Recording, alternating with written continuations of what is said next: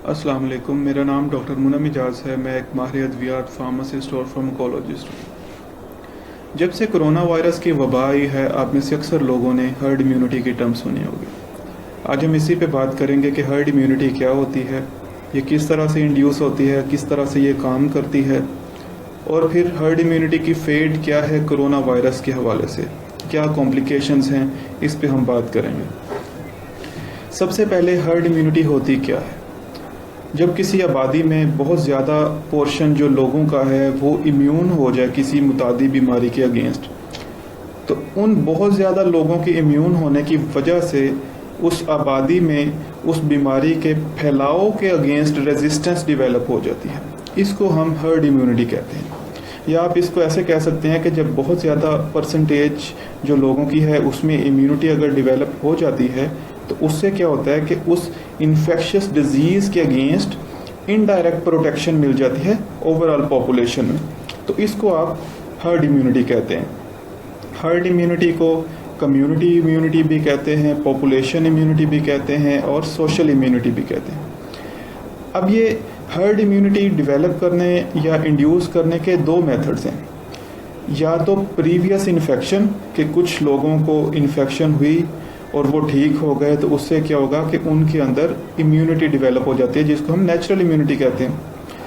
और दूसरी जो इसकी तरीक़ाकार है वो ये है कि वैक्सीनेशन, कि मैक्सिमम नंबर ऑफ पीपल को आप वैक्सीनेट करें, जिससे होगा भी क्या कि वो इम्यून हो जाएंगे किसी बीमारी के अगेंस्ट, और फिर ये होगा कि उनके ज़्यादा लोगों के इम्यून होने की वजह से जो नॉन इम्यून लोग हैं वो भी प्रोटेक्टेड रह सकते हैं। क्यों प्रोटेक्शन उनमें मिलेगी? क्योंकि जब ज़्यादा लोग किसी आबादी में इम्यून होंगे तो जो स्प्रेड है डिजीज़ का वो कम हो जाएगा। ये सीधा सीधा ताल्लुक है कि किसी भी आबादी में जब इम्यून पीपल की तादाद ज़्यादा होती है तो वहाँ पे जो स्प्रेड ऑफ डिजीज़ है वो कम हो जाता है। तो ये मैंने एक एनिमेटेड स्लाइड प्रिपेयर की है, उसको देखते हैं और उससे समझने की कोशिश करते हैं कि हर्ड इम्यूनिटी किस तरह से काम करती है। अच्छा, आप ये देख सकते हैं कि मैंने पॉपुलेशन को शो की है, जिसमें ब्लू पॉपुलेशन जो है वो शो करती है ऐसे लोगों को जो कि हेल्दी हैं लेकिन इम्यून नहीं है। रेड पॉपुलेशन शो करती है ऐसे लोगों को जो बीमार हैं और बीमारी को आगे स्प्रेड कर सकते हैं। और इसी तरह जो ग्रीन पॉपुलेशन है, ऐसी पॉपुलेशन है जो कि इम्यून हैं और हेल्दी हैं। अब फॉर एग्जांपल हमारे पास एक पॉपुलेशन है जिसमें बहुत ज़्यादा लोग जो हैं हेल्दी हैं, लेकिन उसमें कुछ ऐसे लोग शामिल हो जाते हैं जो कि बीमार हैं और आगे बीमारी को स्प्रेड कर सकते हैं। तो जब हेल्दी लोगों में बीमार लोग ऐसे शामिल हो जाते हैं जो कि बीमारी को आगे स्प्रेड कर सकते हैं, तो क्या होता है कि वो मैक्सिमम जो पॉपुलेशन है उसको इन्फेक्ट कर देते हैं, उसमें बीमारी को स्प्रेड कर देते हैं, जैसा कि आप देख सकते हैं। दूसरी हमारे पास कंडीशन ये है कि हमारे पास सेम पॉपुलेशन है जिसमें बहुत ज़्यादा लोग हेल्दी हैं लेकिन कुछ इन्फेक्टेड हैं, और इनमें कुछ ऐसे लोग हैं जो कि इम्यून हैं। जब कुछ लोग इम्यून होते हैं तो वो ज़्यादा डिफरेंस क्रिएट नहीं करते। क्या होगा कि जो इन्फेक्टेड लोग हैं, जो कंटेजियस हैं, जो कि आगे बीमारी को मुंतकिल कर देते हैं, वो वैसे ही बीमारी को आगे स्प्रेड कर देंगे, जैसा कि आप देख सकते हैं। लेकिन अब आखिरी कंडीशन ये है कि हमारे पास सेम पॉपुलेशन है जिसमें कुछ हेल्दी लोग हैं, इन्फेक्टेड लोग भी हैं, लेकिन इस पॉपुलेशन में अब मैक्सिमम जो नंबर ऑफ पीपल है वो इम्यून है उस डिजीज़ के अगेंस्ट। जब maximum number of people immune होते हैं तो क्या होगा कि जो स्प्रेड ऑफ डिजीज़ है वो कम हो जाएगी, जैसा कि आप देख सकते हैं इसमें कि उसी पॉपुलेशन में जब इम्यूनिटी हमने ज़्यादा डेवलप कर दी लोगों में, मोस्ट नंबर ऑफ पीपल में जब इम्यूनिटी डेवलप कर दी, तो क्या हुआ, जो स्प्रेड है डिजीज़ का वो कम हो गया। तो इस तरह ये वर्क करता है हर्ड इम्यूनिटी, कि जब maximum number of people immune हो जाते हैं सोसाइटी में या पॉपुलेशन में, तो ओवरऑल जो पॉपुलेशन है उसमें प्रोटेक्शन आ जाती है। अच्छा, अब किसी भी पॉपुलेशन में बहुत से ऐसे लोग होते हैं जिनमें इम्यूनिटी डेवलप नहीं हो पाती। बहुत सी ऐसी मेडिकल कंडीशंस हैं जैसा कि HIV, एड्स, इम्यूनोडेफिशिएंसी, इम्यूनोसुप्रेशन, या कैंसर है, उसमें कीमोथेरेपी, रेडियोथेरेपी की वजह से इम्यूनिटी डेवलप नहीं हो पाती।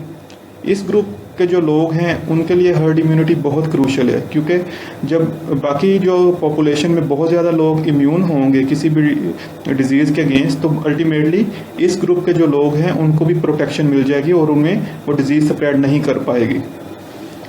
अब जब एक मखसूस थ्रेशोल्ड अचीव हो जाता है तो ये जो हर्ड इम्यूनिटी है उस डिज़ीज़ को एलिमिनेट कर देती है।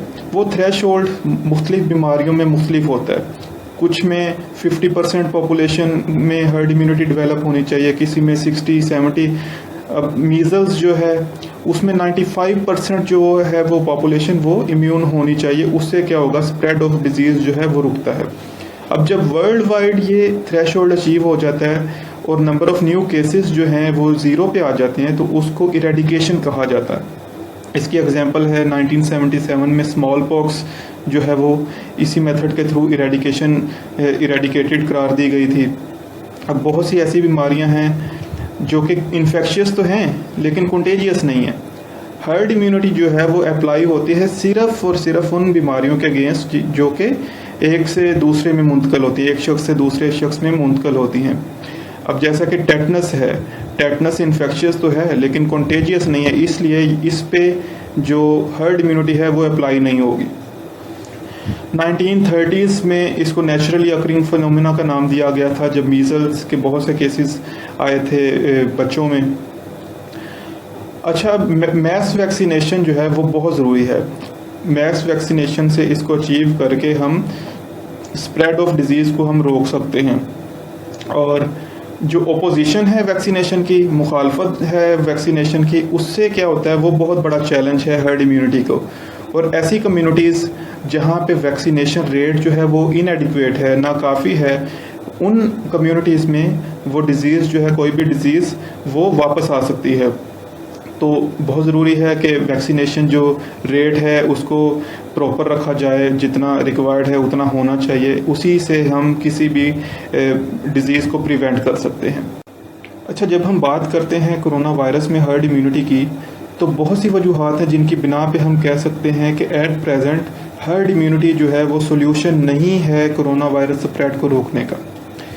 क्या वजूहात हैं? सबसे पहले ये कि अभी तक इस वायरस के अगेंस्ट कोई वैक्सीन नहीं है और हमें पता है कि वैक्सीनेशन जो है वो सेफेस्ट वे है किसी भी पॉपुलेशन में हर्ड इम्यूनिटी डेवलप करने का।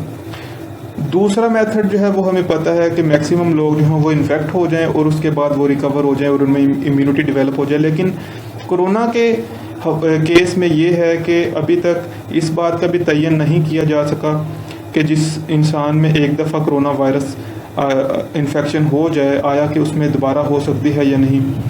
दूसरा ये कि कोरोना वायरस के जो साइड इफ़ेक्ट्स हैं वो बहुत सीवियर हैं, यहाँ तक कि मौत भी वाक़ हो सकती है। फिर ये है कि इसमें ना सिर्फ बूढ़े और बच्चे बल्कि जो जवान लोग हैं, यंग लोगों में भी इसके असरात बहुत ख़तरनाक हैं। और दूसरा ये कि अगर एक ही वक्त में बहुत ज़्यादा लोग इन्फेक्टेड हो जाएंगे तो उससे क्या होगा कि हमारे जो हॉस्पिटल्स हैं वो ओवरबर्डनड हो जाएंगे।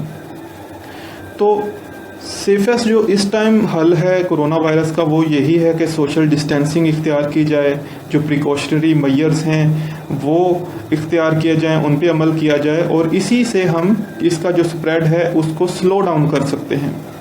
तो ये छोटी छोटी चीज़ें हैं, इनको अगर हम अपना लें तो उससे हम क्या कर सकते हैं, जो कोरोना वायरस है उसका स्प्रेड जो है उसको रोक सकते हैं। अपने हाथ बार बार धोएं साबुन के साथ, सैनिटाइज़र्स यूज़ करें, सोशल डिस्टेंसिंग जो है वो सबसे मेन चीज़ है, सोशल डिस्टेंसिंग करें। इससे आप क्या कर सकते हैं, मुख्तलिफ लोगों में जो है बीमारी को जो स्प्रेड है उसको रोक सकते हैं।